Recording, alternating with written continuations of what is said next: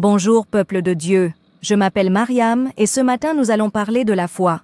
Je parle ici de la véritable foi, non pas simplement croire en Christ pour devenir enfant de Dieu, mais aussi lui faire confiance pleinement et aller jusqu'à manifester la puissance de Dieu, c'est-à-dire voir s'accomplir dans le monde visible ce que nous croyons dans l'invisible.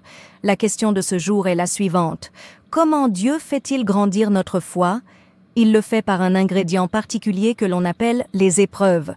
Oui, bien-aimés, les épreuves constituent une part inévitable de la vie chrétienne. Mais elles ne sont pas vaines, elles poursuivent toujours un but divin. Lorsque Dieu permet que nous traversions une épreuve, ce n'est jamais par hasard, il a une intention précise.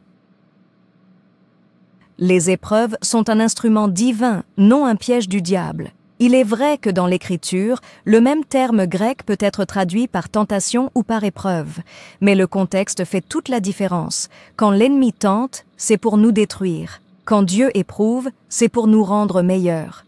En français, la nuance est claire. La tentation est une incitation au mal venant du diable.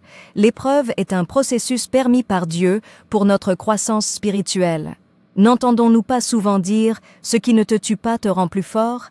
Cette maxime trouve un écho spirituel. Dieu utilise l'épreuve pour affiner et fortifier notre foi. Qu'est-ce qu'une véritable épreuve ? Une épreuve n'est pas une situation dans laquelle nous nous sommes nous-mêmes placés par désobéissance. Ce n'est pas non plus le comportement agaçant d'un petit frère ou d'une sœur turbulente. Une véritable épreuve, selon la Bible, c'est une situation où nos forces sont insuffisantes, où nos ressources s'épuisent, où nous ne savons plus d'où viendra le secours. C'est une période où nous atteignons nos limites émotionnelles, psychologiques, voire physiques. Dieu permet ces moments pour tester et élargir notre capacité de dépendre de lui. Les épreuves purifient notre foi, c'est là ce qui fait votre joie, quoique maintenant, puisqu'il le faut, vous soyez attristés pour un peu de temps par diverses épreuves, afin que l'épreuve de votre foi, plus précieuse que l'or périssable, qui cependant est éprouvée par le feu, ait pour résultat la louange, la gloire et l'honneur lorsque Jésus-Christ apparaîtra. 1 Pierre 1 versets 6 à 7. L'apôtre Pierre compare l'épreuve de la foi à la purification de l'or au feu. L'or brut n'a pas encore l'éclat que nous admirons.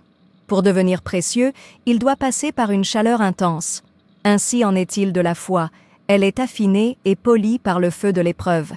Je mettrai ce tiers dans le feu, je le purifierai comme on purifie l'argent, je l'éprouverai comme on éprouve l'or. Il invoquera mon nom et je l'exaucerai. Je dirai, c'est mon peuple. Et il dira, l'Éternel est mon Dieu.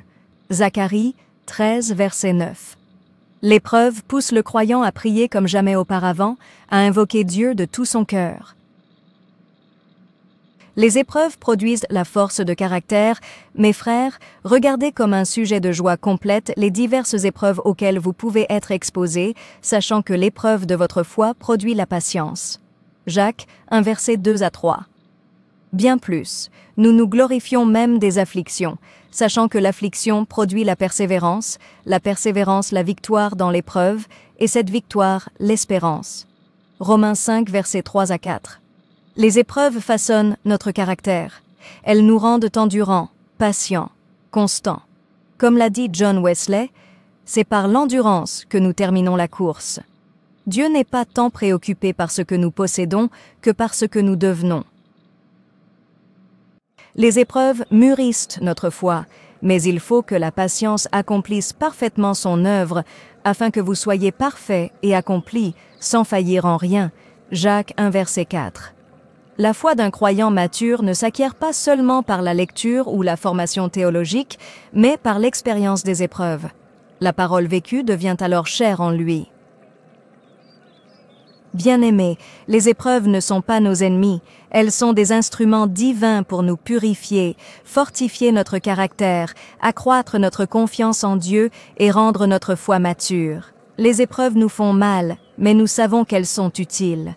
Père, comme tu envoyais la manne à ton peuple dans le désert, envoie-nous la force nécessaire pour tenir ferme dans le processus de l'épreuve.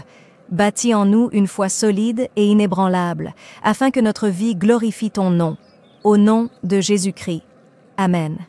Bien-aimés, Souvenez-vous, l'épreuve n'est pas un piège, mais un instrument entre les mains de Dieu.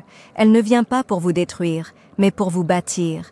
Elle ne vient pas pour éteindre votre foi, mais pour l'affiner comme l'or dans le feu.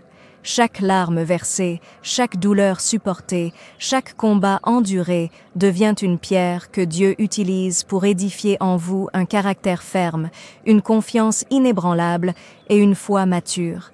Alors, ne fuyez pas l'épreuve, ne la maudissez pas, voyez-y la main de votre Père, car au bout du processus, ce ne sera pas la défaite, mais la gloire, ce ne sera pas l'humiliation, mais l'honneur, ce ne sera pas la honte, mais le témoignage vivant que Dieu est fidèle.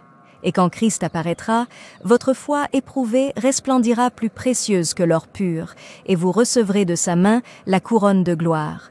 Tenez bon, persévérez, laissez l'épreuve accomplir son œuvre. Vous ne sortirez pas de là diminué, mais transformé.